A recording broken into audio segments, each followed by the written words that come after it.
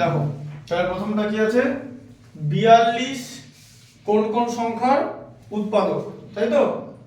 কোন কোন সংখ্যার গুণিতক, তাহলে কোন কোন সংখ্যার গুণিতক? 7 এর গুণিতক। দেখো এখানে কি দেখো এভাবে লিখতে হবে, তাহলে 42 সমান কি 7 গুণিতক 6। কেন 7 লিখলাম? কারণ এ তে 7 দেওয়া আছে, ঠিক আছে? আচ্ছা, আবার 6 গুণিতক 7, তাই তো? আর 5 আর 13 হবে না, তাহলে উত্তর কি হবে? a, 7 এর গুণিতক আর এদিকে 6 মানে d এর গুণিতক, তাই তো? এই যে d তে 6 আছে, হ্যাঁ, এবার লিখবে যে 6 এবং 7 এর গুণিতক, এই যে 6 এবং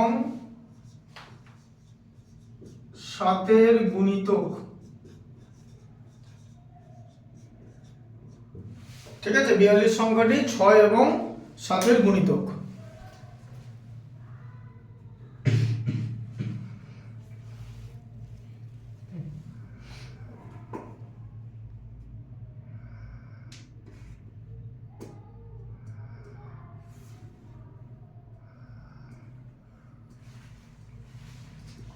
তাহলে 42 সংখ্যাটি 6 এবং 7 এর গুণিতক।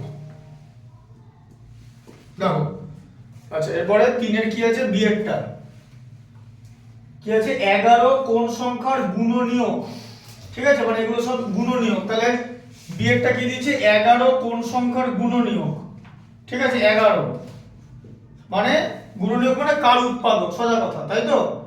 দেখো কি কি আছে, 101, 111, 121, 112। দেখো এদের মধ্যে একমাত্র 121 হচ্ছে 11 ইনটু 11 হয়, তাহলে বাকি যে সংখ্যাগুলো আছে তাদের কারোরই গুণনীয়ক বা উৎপাদক 11 নয়, তাহলে উত্তর হচ্ছে সি, তাই তো? বোঝা গেল? একমাত্র 121 সংখ্যাটি 11 দ্বারা বিভাজ্য, তাই 121 হচ্ছে 11 এর কে, 121 11 এর কে হয়, গুণিতক, আর 11 121 এর কে হয়, গুণনীয়ক। বোঝা গেল জিনিসটা?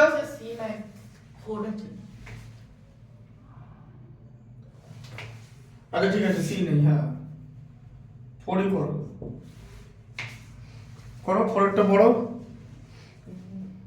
সংখ্যা জোড়ার মধ্যে কোনগুলি পরস্পর মৌলিক সংখ্যা দেখি।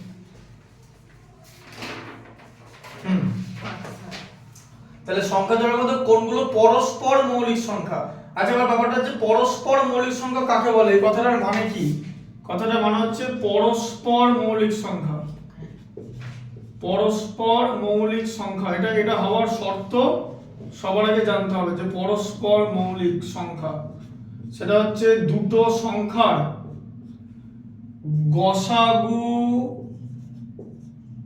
যদি এক হয় আর বলো লসাগু যদি সংখ্যা দ্বয়ের গুণফল। হ্যাঁ বলো কি বলছো? এটা লিখবো? হ্যাঁ বোর্ডে যা করাবো তাই লিখবে, এটা শেখাচ্ছি তো। এই যে সংখ্যা দ্বয়ের গুণফল, লসাগু যদি এক হয়, সরি গসাগু যদি এক হয় আর লসাগু সংখ্যা দ্বয়ের গুণফল, তাহলে পরস্পর মৌলিক সংখ্যা হবে, ঠিক আছে? এবার প্রথমটা দেখে নাও, প্রথমে কি লেখা আছে, 5 আর 7। দেখো এতে কি আছে, এই যে 5, 7, ঠিক আছে? এদের লসাগু কি, লসাগু হচ্ছে 5 গুণিতক 7, 35, তাই তো? মানে সংখ্যা দ্বয়ের গুণফল। আর এদের গসাগু কত, 5 আর 7 এর গসাগু কত বলো, 1, তাই তো? তাহলে পরস্পর মৌলিক সংখ্যা হচ্ছে তো, এই শর্তটা মানতে হবে, পরস্পর মৌলিক সংখ্যা। বোঝা গেল জিনিসটা কিভাবে হচ্ছে, যে যাদের গসাগু 1 হবে এবং লসাগু সংখ্যা দ্বয়ের গুণফল তারা পরস্পর মৌলিক সংখ্যা হবে। লিখেছো? লেখা হয়ে গেলে বলো।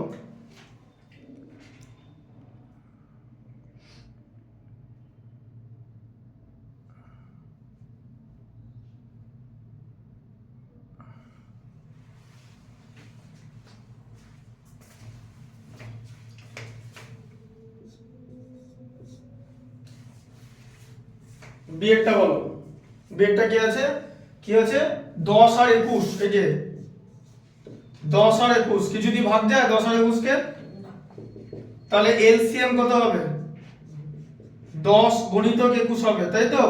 বার করার দরকার নেই। আর এইচসিএফ কত হবে, 1। তাহলে এরা পরস্পর মৌলিক সংখ্যা।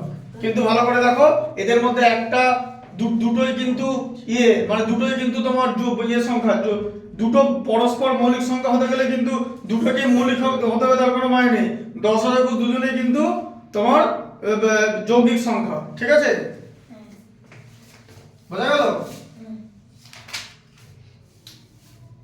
আচ্ছা, তারপরে দেখো কি লেখা আছে, 10 আর 15। তাহলে এবার এটা লিখে দাও পরস্পর মৌলিক বলে।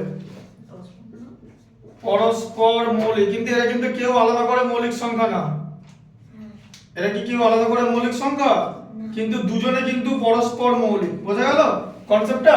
তাই পরস্পর মৌলিক হতে গেলে যে দুটো কি মৌলিক হতে হবে তার কোনো মানে নেই। এরকম কোশ্চেনও পরীক্ষায় আসতে পারে যে দুটো সংখ্যা পরস্পর মৌলিক হতে গেলে দুটোকে কি মৌলিক হতে হবে? উত্তর হচ্ছে না, নাও হতে পারে। যেমন 10 আর 21 এর মধ্যে কোনোটাই মৌলিক না, but they are prime number, coprime, ঠিক আছে?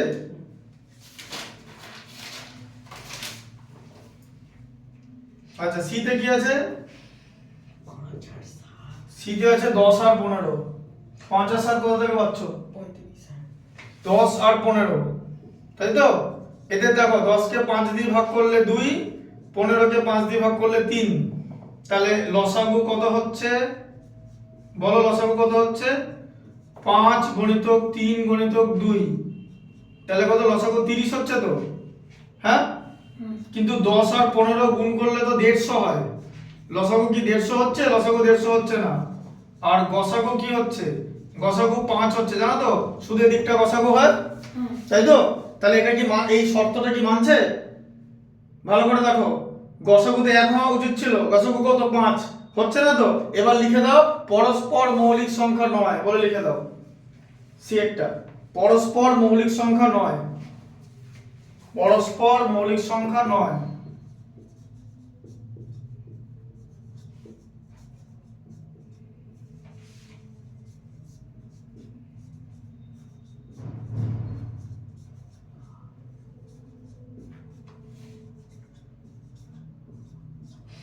ঠিক আছে, লিখে নাও।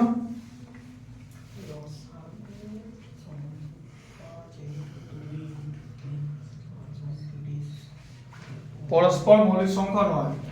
আর ডি এরটা হচ্ছে 16 আর 15। 16 আর 15। আচ্ছা, এটা আমি একবারই লিখে দিলাম পরস্পর মৌলিক। কিন্তু কেন লিখলাম? কিচ্ছু না করে তো লিখে দিলাম। কিছু না করে কি এটা লিখে দেওয়া যায়? না, যায় লিখে দেওয়া। কেন? পরপর দুটো সংখ্যা পরস্পর মৌলিক হবে। 4 5, 2 3, 5 6, 10 11, 21 22 দুটো সংখ্যা যদি পরপর থাকে তাহলে 15 আর 16 তো পরপর আছে। পরপর সংখ্যা হলে 16 16 15 আর 15 16 তা কি পরপরই তো? পরপর মানে কি দুটো সংখ্যার মধ্যে গ্যাপ কত? 1।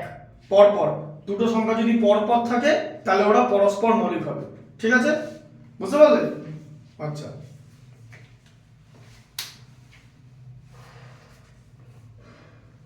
পাঁচেরটা দেখো, এমন দুটি যৌগিক সংখ্যা খুঁজি যারা পরস্পর মৌলিক। পাঁচেরটা বলো, পাঁচেরটা বলো। যৌগিক সংখ্যা হবে আর পরস্পর মৌলিক হবে। এই যে দুটি যৌগিক সংখ্যা, দুটি যৌগিক সংখ্যা, এমন দুটি যৌগিক সংখ্যা খুঁজি যারা পরস্পর মৌলিক হবে। বলো। হ্যাঁ, 2 আর 3 দুটোই মৌলিক সংখ্যা। এর মধ্যে উত্তর আছে, একটু আগে বললাম দেখো 10 আর 21 কি যৌগিক সংখ্যা তো? 10 তো যৌগিক সংখ্যা, 21 তো যৌগিক সংখ্যা, কিন্তু এরা তো পরস্পর মৌলিক। কারণ লসাগু তো ওদের গুণফল আর গসাগু হচ্ছে 1। তাহলে উত্তর কি হবে? 10 আর 21। বুঝতে পারলে? দুটি যৌগিক সংখ্যা 10 এবং 21। ঠিক আছে, হ্যাঁ। 10 এর নিচে লিখে দেবে 5 × 2 আর 21 এর নিচে লিখে দেবে 3 × 7। যে ভেঙে দিলে সেখান থেকে প্রমাণ হলো যৌগিক সংখ্যা। দুটি যৌগিক সংখ্যা 10 এবং 21 যারা পরস্পর মৌলিক, পরস্পর মৌলিক। বোঝা গেল? ঠিক আছে, এর মধ্যে উত্তর আছে, বোঝা গেল কনসেপ্টটা? লিখে নাও।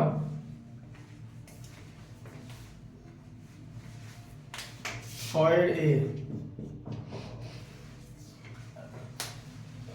অনেক রকমের অঙ্ক আছে চ্যাপ্টারে, অনেক রকমের।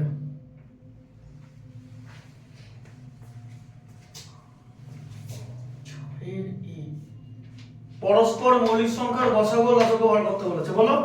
পরস্পর মৌলিক সংখ্যার প্রথমে কি করতে বলেছে? পরস্পর মৌলিক সংখ্যার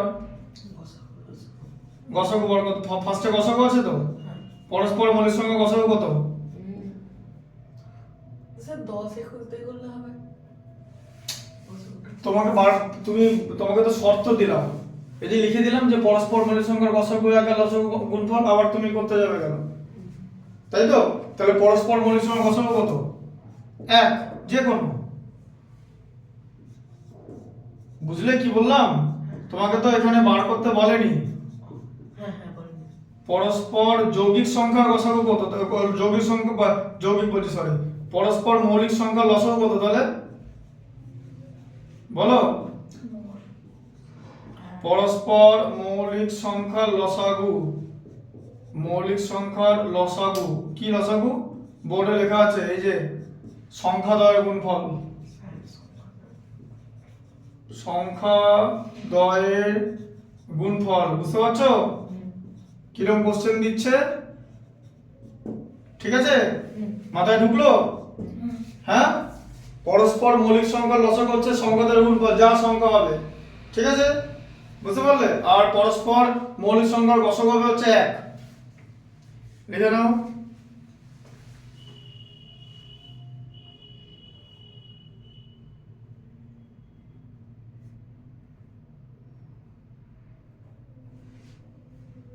নিচের সংখ্যার গসাগু বার করতে বলেছে, তাই তো? 7 এ 22 আর 44। ক্যাপশনটা পড়ো, লিখে নাও, লিখে নাও, আগে লিখে নাও।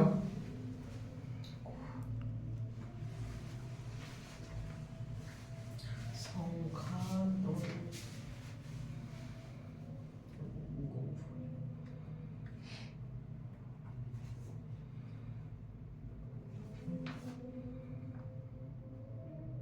নিচের সংখ্যাগুলি 1 এবং মৌলিক উৎপাদকের বিশ্লেষণ করতে হবে, তাহলে এরকম করতে হবে। 22 কে এরকম করতে হবে, মৌলিক উৎপাদক 2। মৌলিক উৎপাদকের বিশ্লেষণ কথার মানে কি? শুধুমাত্র মৌলিক সংখ্যা দিয়ে ভাগ করতে পারবে, বোঝা গেল? শুধুমাত্র মৌলিক সংখ্যা দিয়ে ভাগ করতে পারবে, তাহলে 11, তাই তো? তার মানে কি হবে? 22 সমান কত হলো? 1 × 2 × 11, এই যে 1 লিখে দিলাম আগে। আর 44 কি হবে? 2 দিয়ে ভাগ করলে 22, আবার 22 কে 2 দিয়ে ভাগ করলে 11।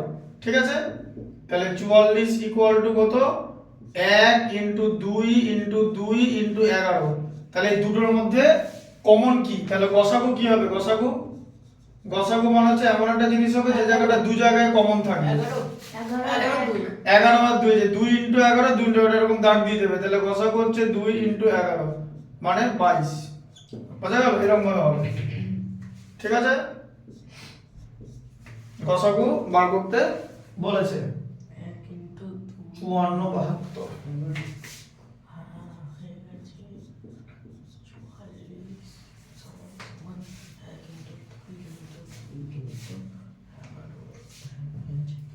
বুঝতে পেরেছো?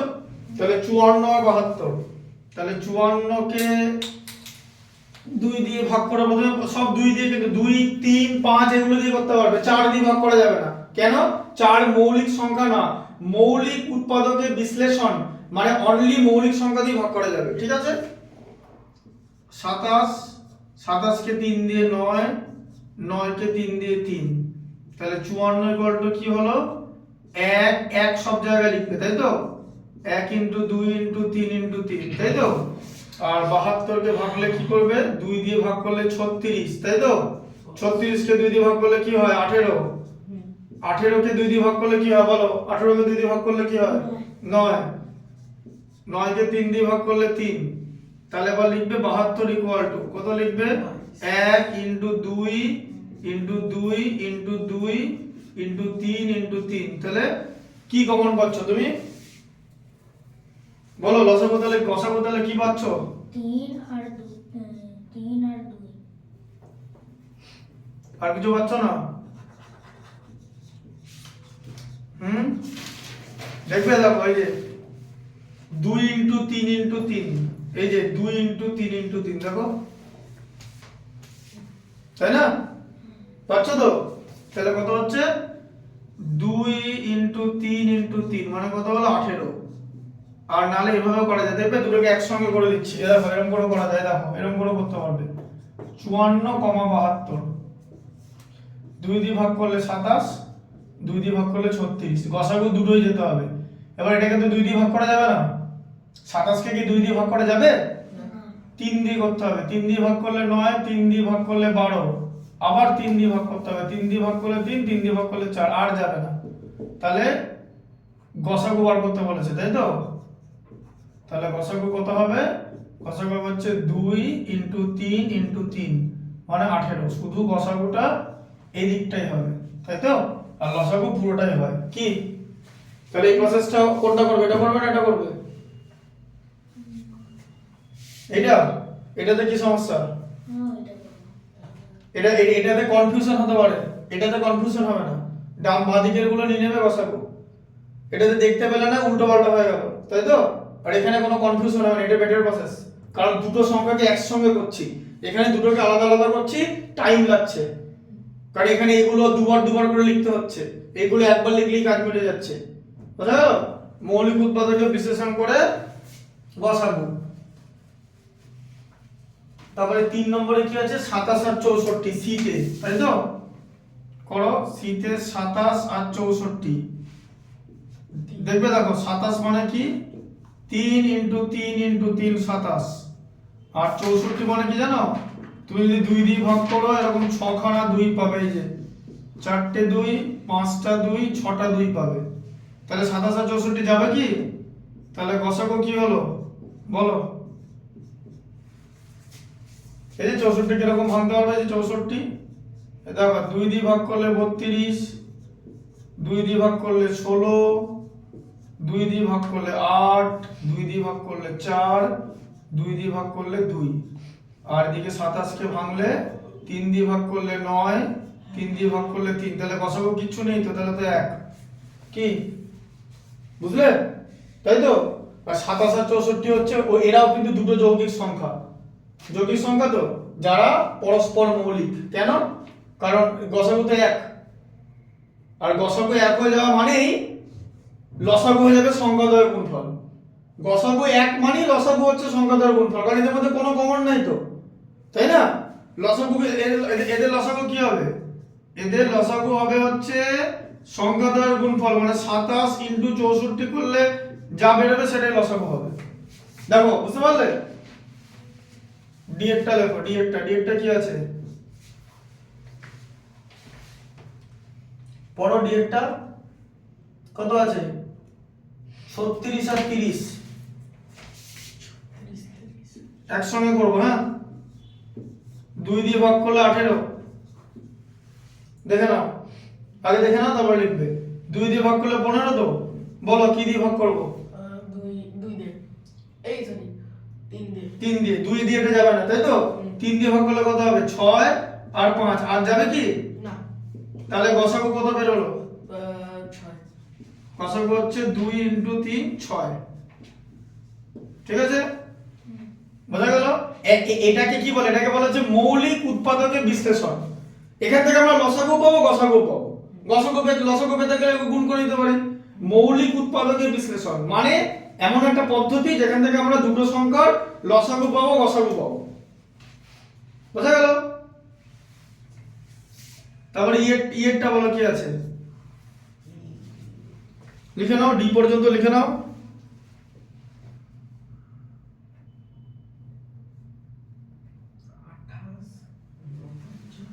কত আছে? 28, 49, 70, 28, 49, 35, 70 কত দেখছো?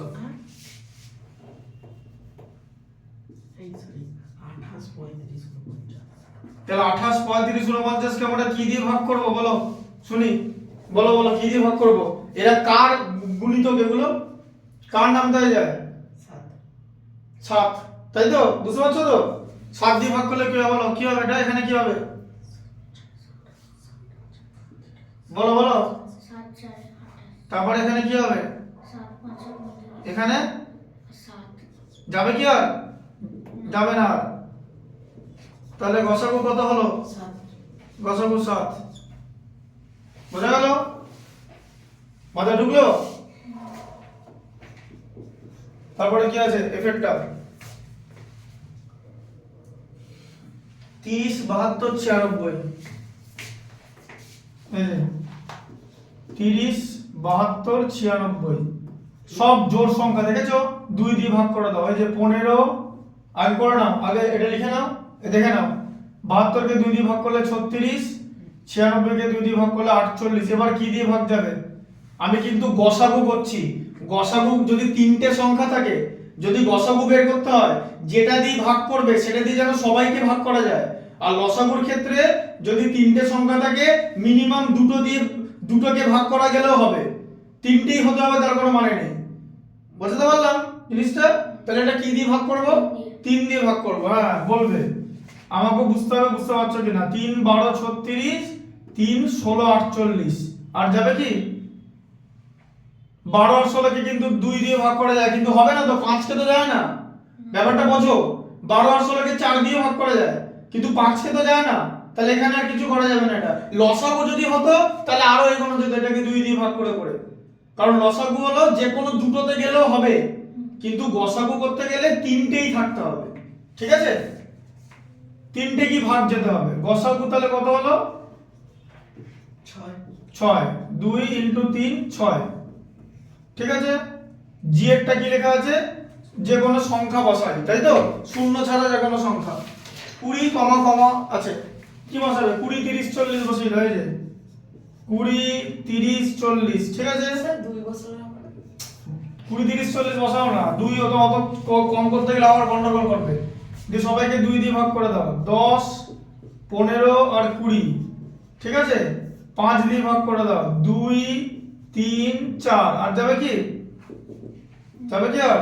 তাহলে গসাগু কত হলো? গসাগু হলো হচ্ছে 10। এই যে 2 × 5 সব বসাতে পারবে তুমি, সাব ব্যাংক সব বসাতে পারবে, কেউ বারণ করবে না। সাপও লিখতে পারো 20 জায়গায়, তখন গসাগু 1 করে দিতে হবে। ঠিক আছে? 20 আর সাপের গসাগু হয় না। শূন্য ছাড়া যে কোনো জিনিস বসাতে পারবে, কারণ এখানে শূন্য বসানো যাবে না, মানে শূন্যকে ভাগ করলে শূন্য হবে। জানো একটা জিনিস দেখো, দেখে রাখো, কোন শব্দ তুমি শূন্যকে 1 দিয়ে ভাগ করছো, উত্তর হবে 0, এটা লিখে নেবে। হ্যাঁ? আর যদি 1 কে 0 দিয়ে ভাগ করো তাহলে সেটা হয় না, এটাকে অসংজ্ঞাত বলে, মানে এসব করা যায় না, আনডিফাইন্ড। ইংলিশে বলে হচ্ছে আনডিফাইন্ড, এটা লিখে নাও। ইংলিশে বলে আনডিফাইন্ড আর বাংলায় বলে অসংজ্ঞাত। ঠিক আছে? বোঝা গেল? হুম?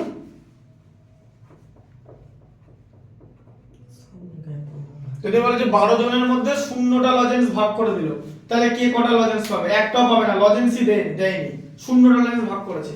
কিন্তু যদি বলে যে 0টা লজেন্স 12 জনের মধ্যে ভাগ করে দিল, 0কে 12 দিয়ে ভাগ করা যায় না, তখন এটা অসংজ্ঞাত হয়ে যাবে। ঠিক আছে? কোন সংখ্যাকে 0 দিয়ে ভাগ করা যায় না। 0কে তুমি যা খুশি দিয়ে ভাগ করো 0 বেরোবে। বুঝতে পারলে? এটা লিখে নাও, কিন্তু যেগুলো বোর্ডে করাবো সেগুলো লিখে নেবে। ঠিক আছে?